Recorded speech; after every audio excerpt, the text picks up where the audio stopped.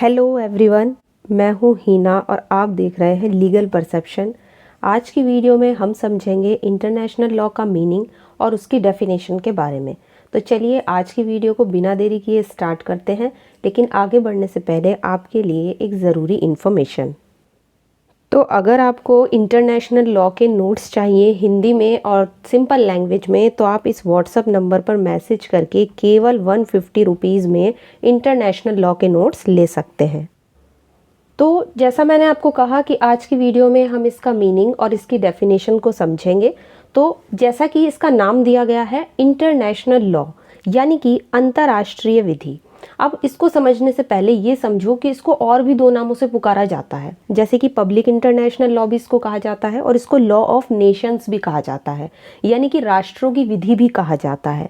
अब इसके नाम से हमें पता लगता है कि इंटरनेशनल लॉ एक ऐसा लॉ है जो दो नेशंस यानी कि दो राष्ट्रों के बीच में गवर्न होता है, दो या दो से ज़्यादा राष्ट्रों के बीच में भी होता है। तो यहाँ पर जो लॉज होते हैं और दो देशों के बीच में होते हैं लॉज, और दो देशों के क्या राइट्स होंगे, क्या ड्यूटीज़ होगी, उन सबको रेगुलेट करता है। वो किससे रेगुलेट होता है? इंटरनेशनल लॉ से। सिंपली मीनिंग आपको समझ आ गया होगा कि इंटरनेशनल लॉ एक ऐसा लॉ है जो दो राष्ट्रों के बीच में गवर्न होता है, ठीक। लेकिन इस लॉ में केवल इंडिविजुअल्स, केवल लोगों का ही रोल नहीं होता, बल्कि कुछ इंस्टीट्यूशंस का भी रोल होता है, जैसे कि हमारा यूनाइटेड नेशन ऑर्गेनाइजेशन, जिसे हम यूएनओ भी कहते हैं। तो इसकी कुछ ऐसी ही इंस्टीट्यूशंस हैं जिनका रोल होता है इस तरह के लॉज में, ठीक। तो एक ऐसा लॉ जो नेशंस के बीच में, एक दो नेशंस भी होते हैं, कई नेशंस भी हो सकते हैं, कई राष्ट्र भी हो सकते हैं, तो उनके बीच में रिलेशनशिप को रेगुलेट करता है, वो कहलाता है इंटरनेशनल लॉ, ठीक। अब इसके डेवलपमेंट में कई सारी चीज़ों का रोल रहा है, जैसे कि फर्स्ट वर्ल्ड वॉर, जब पहला विश्व युद्ध हुआ, उसके बाद फिर सेकंड वर्ल्ड वॉर हुई, है ना। या फिर अभी जैसे मैंने बताया कि यूएनओ का भी बहुत बड़ा रोल है, इसके इंस्टीट्यूशंस का रोल है। तो कई सारी चीज़ों का रोल रहा है इसके डेवलपमेंट में। अब अगर हम यहाँ पे इंटरनेशनल लॉ के फादर की बात करते हैं कि who is the father of international law, तो अंतर्राष्ट्रीय विधि के पिता के रूप में सबसे पहले माना गया है ह्यूगो ग्रोशियस को। तो ह्यूगो ग्रोशियस जो है वो अंतर्राष्ट्रीय विधि के पिता हैं, क्योंकि इन्होंने ही इसे सबसे पहले लॉ ऑफ नेशंस कह के पुकारा था।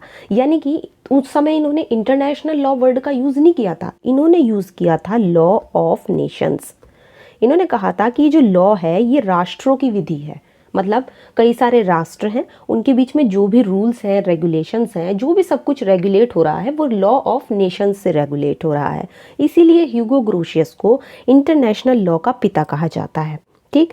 अब यहाँ पर इन्होंने इसे लॉ ऑफ नेशन इसलिए कहा, इनका कहना ये था कि जो दो नेशंस होते हैं उनके बीच में जो भी लॉ जिससे वो गवर्न हो रहे हैं वो ही इंटरनेशनल लॉ कहलाता है। तो यहाँ पे उन्होंने इंटरनेशनल लॉ वर्ड का यूज़ नहीं किया, उन्होंने किया लॉ ऑफ नेशन वर्ड का यूज़, ठीक। अब यहाँ पर उसके बाद अगर हम वर्ड की बात करें कि अंतर्राष्ट्रीय विधि यानी इस शब्द का सबसे पहले प्रयोग किसने किया, तो वो थे जेरेमी बेंथम। 1780 में इन्होंने सबसे पहले इस वर्ड का यूज़ किया था, ठीक। कौन थे जेरेमी बेंथम? ये आपके इंग्लैंड के विधि शास्त्री थे, ठीक। तो ये चीज़ ध्यान रखना है कि ये एक विधि शास्त्री थे, एक ज्यूरिस्ट थे, जिन्होंने सबसे पहले यानी कि जेरेमी बेंथम ने इस वर्ड का यूज़ किया था। एक तो वर्ड ध्यान रखना है किसने सबसे पहले यूज़ किया, और एक फादर कौन है इंटरनेशनल लॉ के। अब यहाँ पर जब पहले तो यूज़ होता था लॉ ऑफ नेशंस, वर्ड जो यूज़ किया था ह्यूगो ग्रोशियस ने, तो उस समय लॉ ऑफ नेशंस यूज़ होता था। बट इस वर्ड को लॉ ऑफ नेशंस की जगह इंटरनेशनल लॉ सबसे पहले यूज़ जेरेमी बेंथम ने किया था। ये सबसे ज़्यादा फोकस रहेगा और सबसे ज़्यादा मेन पॉइंट भी है इंटरनेशनल लॉ के बारे में जानने के लिए। अब यहाँ पे जैसे कि मैंने कहा था कि हमें मीनिंग समझना है, मीनिंग हम समझ चुके हैं कि दो राष्ट्रों के बीच में गवर्न होने वाले लॉ को हम इंटरनेशनल लॉ कहते हैं। फादर कौन है इंटरनेशनल लॉ के, वो आपको ध्यान रखना है। और सबसे पहले इस वर्ड का यूज़ किसने किया था, इंटरनेशनल लॉ वर्ड, तो वो यूज़ किया था जेरेमी बेंथम ने। अब जैसे कि मैंने कहा कि हम इसकी डेफिनेशन भी समझेंगे आज की वीडियो में। तो अगर मैं इसकी डेफिनेशन की बात करूँ तो इसकी सबसे जो पॉपुलर डेफिनेशन मानी जाती है वो, और बहुत ज़्यादा एग्जाम्स में पूछी भी जाती है, तो वो है आपकी ओपेनहाइम की। तो ओपेनहाइम की डेफिनेशन को पहले पढ़ लेते हैं, फिर इसको समझेंगे कि बेसिकली इन्होंने क्या कहा है। तो ओपेनहाइम के अकॉर्डिंग जो इंटरनेशनल लॉ है यानी कि जो हमारी अंतर्राष्ट्रीय विधि है, ये उन परंपरागत या रूढ़िजन्य नियमों का समूह होता है जिन्हें सभ्य राज्य अपने पारस्परिक व्यवहारों में बंधनकारी मानते हैं। यानी कि ओपनहाइम के अकॉर्डिंग जो कस्टमरी रूल्स होते हैं, जो परंपरागत समूह होता है नियमों का, एक ग्रुप की बात कर रहे हैं ये, यानी रूल्स तो हैं लेकिन उन रूल्स का एक ग्रुप है। वो भी कैसा ग्रुप? कस्टमरी रूल्स का, जो हमारे परंपरागत नियम होते हैं उनका समूह इन्होंने कहा है इंटरनेशनल लॉ को, जिसे जो हमारे सिविलाइज्ड स्टेट्स हैं, जितने भी सभ्य राज्य हैं, वो अपने पारस्परिक व्यवहारों में, पारस्परिक व्यवहारों से मतलब क्या? मतलब अपने म्यूचुअल रिलेशंस में, अपनी म्यूचुअल प्रैक्टिसेस में उनको बाइंडिंग मानते हैं।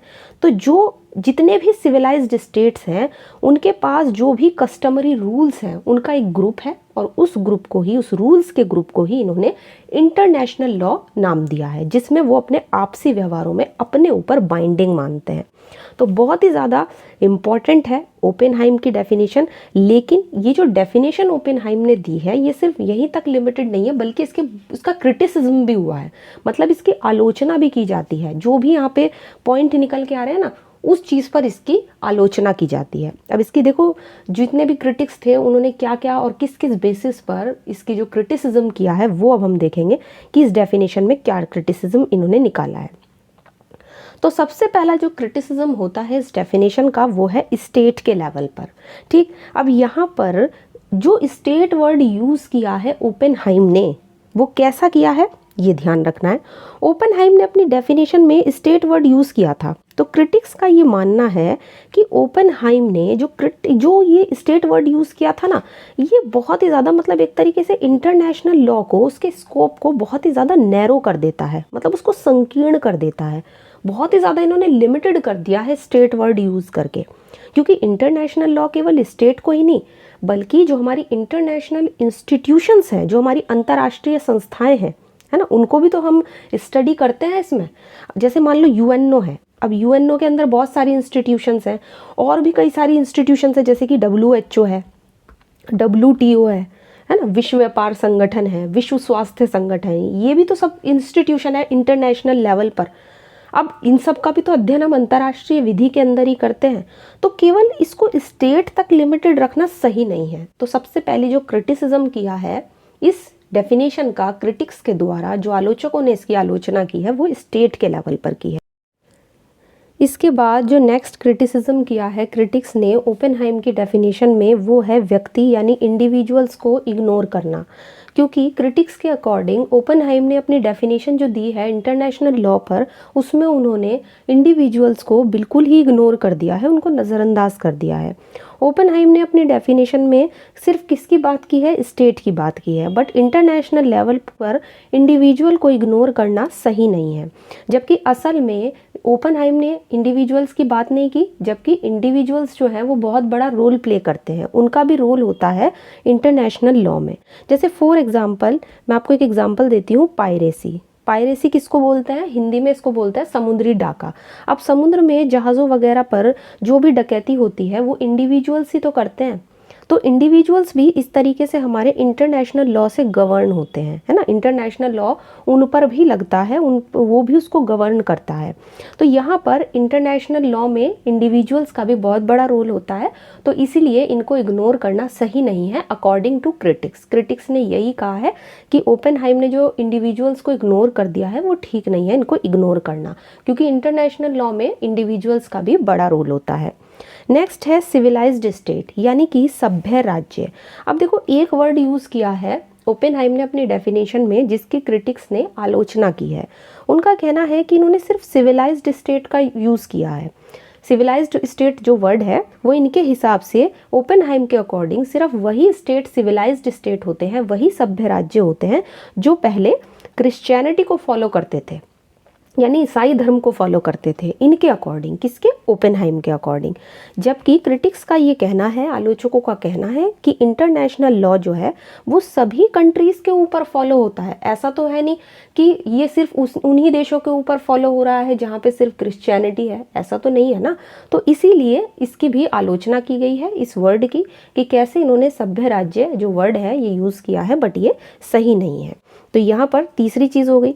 चौथा यह है कि सभ्य सभ्य राष्ट्रों द्वारा स्वीकृत विधि के सामान्य सिद्धांत, यानी कि इन्होंने इग्नोर कर दिया है जनरल प्रिंसिपल्स ऑफ लॉ को जो रिकॉग्नाइज्ड बाय सिविलाइज्ड स्टेट हैं। हमारे सभ्य राष्ट्र जो भी अपने कुछ ऐसे रूल्स होते हैं जो बहुत ही ज़्यादा जनरल रूल होते हैं, जनरल प्रिंसिपल्स होते हैं जिनको पहचान दी गई है सिविलाइज्ड स्टेट के द्वारा, और इन रूल्स को तो इग्नोर ही कर दिया है ओपेनहाइम ने, ठीक है ना। इंटरनेशनल कोर्ट ऑफ जस्टिस जो है हमारा, जो हमारा अंतर्राष्ट्रीय न्यायालय है ना, अंतर्राष्ट्रीय न्यायालय है, उसकी संविधि में जो उसका स्टैट्यूट है उसमें आर्टिकल नंबर 38 में ये एक सोर्स बताया गया है, general principle of recognised by civilised state. तो ये जो बताया गया है कि सभ्य राष्ट्रों द्वारा स्वीकृत विधि के सामान्य सिद्धांत भी तो एक सोर्स है, और क्रिटिक्स का कहना है कि इसको नज़रअंदाज करना सही नहीं है, जबकि ओपेनहाइम ने अपनी डेफिनेशन में इनको नज़रअंदाज कर दिया है। नेक्स्ट है नियमों का समूह, यानी कि बॉडी ऑफ रूल्स। यहाँ पर इन्होंने एक वर्ड यूज़ किया है ओपेनहाइम ने अपनी डेफिनेशन में कि कस्टमरी रूल्स का एक ग्रुप है, एक बॉडी है जिसको सभ्य राज्य या सभ्य राष्ट्र मान्यता देते हैं और अपने ऊपर उनको बाइंडिंग मानते हैं, उसी को हम इंटरनेशनल लॉ कह सकते हैं। तो यहाँ पे कुछ क्रिटिक्स का ये मानना है कि ओपेनहाइम ने जो भी नियमों का समूह या बॉडी ऑफ रूल्स जो वर्ड यूज़ किया है, उस वर्ड को यूज़ करके इंटरनेशनल लॉ को बहुत ही ज़्यादा स्थिर बना दिया है, मतलब उसको स्टैटिक बना दिया है। एक जगह पे जो चीज़ रुकी होती है उसको स्टैटिक बोलते हैं, तो उसको स्टैटिक बना दिया है, मतलब कि वो एक ही जगह पर रुका हुआ है। इंटरनेशनल लॉ ऐसा बॉडी ऑफ रूल है जिसमें कस्टमरी तो है, कस्टमरी रूल्स हैं और उन्हीं की एक बॉडी है, उन्हीं का एक ग्रुप है। तो यहाँ पर ऐसा उन्होंने करके मतलब ठीक नहीं किया है। ये आलोचना इनकी इस आधार पर भी होती है क्योंकि क्रिटिक्स का मानना है कि असल में देखो जो इंटरनेशनल लॉ है वो कोई स्टैटिक नहीं है, बल्कि वो गतिशील है ना, उसमें लगातार जो है गति होती रहती है, वो डायनामिक है, स्थिर नहीं है, तरह तरह के बदलाव भी होते रहते हैं, चेंजेस होते रहते हैं इंटरनेशनल लॉ में, इसलिए वो स्टैटिक नहीं है। इसलिए बॉडी ऑफ रूल्स का भी यहाँ पे आलोचना की गई है। तो इस डेफिनेशन में जो भी पॉइंट्स हमने पढ़े उनकी आलोचकों ने किस तरीके से और किस किस पॉइंट पर इसकी आलोचना की है, इसका क्रिटिसिज्म किया है, वो ज़्यादा इम्पॉर्टेंट हो जाता है। क्योंकि जब हम एग्ज़ाम में अपना आंसर लिखते हैं तो हमें डेफिनेशन के साथ साथ अगर लॉन्ग आंसर है तो हमें क्रिटिसिज्म भी लिखना होता है। अब ओपेनहाइम को हमने अच्छे से समझा कि ओपेनहाइम ने इंटरनेशनल लॉ की क्या डेफिनेशन दी है। अब हम देखेंगे कुछ अदर जो भी हमारे ज्यूरिस्ट थे या इंटरनेशनल लॉ की उन्होंने क्या डेफिनेशन दी है। तो हमने कुछ और मतलब 2 या 3 मैंने बताई है यहाँ पे डेफिनेशन जो कुछ इंपॉर्टेंट्स लगते हैं। जैसे यहाँ पे जो इम्पोर्टेंट है वो है ब्राइली, आप ब्राइली की भी लिख सकते हो एग्जाम में डेफिनेशन, इन्होंने भी काफ़ी अच्छी डेफिनेशन दी है कि इंटरनेशनल लॉ उन नियमों और कार्य रूप में आने वाले जो प्रिंसिपल्स जो सिद्धांत हैं उनका एक ग्रुप है जो सिविलाइज्ड स्टेट के आपसी या म्यूचुअल रिलेशंस पर बंधनकारी या बाइंडिंग होते हैं। तो सिंपली आप ये भी देख सकते हो कुछ कुछ जो ये डेफिनेशन है आपको दिख रहा है कि ओपेनहाइम से ही मिलती जुलती है, क्योंकि इन्होंने भी सिविलाइज्ड स्टेट वर्ड का ही यूज़ किया है, म्यूचुअल रिलेशंस की भी ये बात कर रहे हैं और साथ ही उन पर बाइंडिंग भी मान रहे हैं। यहाँ पे भी इन्होंने रूल्स की ही बात की है और कार्य रूप में आने वाले प्रिंसिपल्स की भी इन्होंने बात की है। तो यहाँ पर ब्राइली की डेफिनेशन आप लिख सकते हो, याद करने में भी इजी रहेगी क्योंकि कुछ कुछ ओपेनहाइम की डेफिनेशन से मिलती है। इसके अलावा एक डेफिनेशन हम हैकवर्थ की ले सकते हैं। इन्होंने कहा है कि इंटरनेशनल लॉ नियमों का एक समूह है, ये भी इन्होंने भी बॉडी ऑफ रूल्स ही इसको बताया है, जो राज्यों के संबंधों को कंट्रोल करता है। मतलब जितने भी आपके स्टेट्स हैं या कंट्रीज़ हैं उनके रिलेशंस को कंट्रोल करता है इंटरनेशनल लॉ। सिंपल डेफिनेशन है, इसको भी आप ध्यान रख सकते हो। इसके अलावा एक और डेफिनेशन है फैनविक की, हम ले सकते हैं। सामान्य सिद्धांतों और विशिष्ट नियमों के समूह द्वारा हम इसकी डेफिनेशन को ले सकते हैं जो अंतर्राष्ट्रीय समुदाय यानी कि जो हमारी इंटरनेशनल कम्युनिटी है उसके जो मेंबर्स हैं उनके आपसी संबंधों पर, उनके म्यूचुअल रिलेशंस पर बाइंडिंग होते हैं। तो यहाँ पर ये 3 जो है मैंने अलग से डेफिनेशन आपको बताई है। वैसे सबसे ज़्यादा जो इम्पोर्टेंट है वो है ओपेनहाइम की डेफिनेशन, जिसका हम क्रिटिसिज्म भी देख चुके हैं और हम यहाँ पर मीनिंग भी समझ चुके हैं कि इंटरनेशनल लॉ बेसिकली क्या होता है। तो लास्ट में हम ये कह सकते हैं कि इंटरनेशनल लॉ एक ऐसा लॉ है जो 2 नेशंस या 2 राष्ट्रों या 2 से ज़्यादा राष्ट्रों के राइट्स क्या हैं, ड्यूटीज़ क्या हैं, उनके ऊपर क्या ऑब्लिगेशन है, इन सब चीज़ों को रेगुलेट करता है इंटरनेशनल लॉ। तो बहुत ही सिंपल तरीके से मैंने आपको समझाने की कोशिश की है। इसका मीनिंग क्या है, इंटरनेशनल लॉ के फादर कौन हैं, और सबसे पहले जो इस वर्ड का यूज़ किया था, इंटरनेशनल लॉ वर्ड का, वो किसने किया था। तो डेफिनेशंस वगैरह सब मैंने समझाने की आपको कोशिश की है। तो आई होप आज की वीडियो आपको अच्छी लगी होगी। वीडियो अगर अच्छी लगी है तो इसको लाइक कर दीजिए, ज़्यादा से ज़्यादा शेयर कीजिए, और अगर चैनल पे नए हैं तो इसको सब्सक्राइब कर लीजिए। इसके अलावा आप चाहें तो हमें टेलीग्राम पे ज्वाइन कर सकते हैं, जहाँ पर आपको कई सारे नोट्स और PDF मिल जाएंगे। साथ ही अब हम नेक्स्ट वीडियो में मिलेंगे तो हम इसका डिस्कस करेंगे नेचर ऑफ इंटरनेशनल लॉ के बारे में, कि इंटरनेशनल लॉ की या अंतर्राष्ट्रीय विधि की प्रकृति क्या है।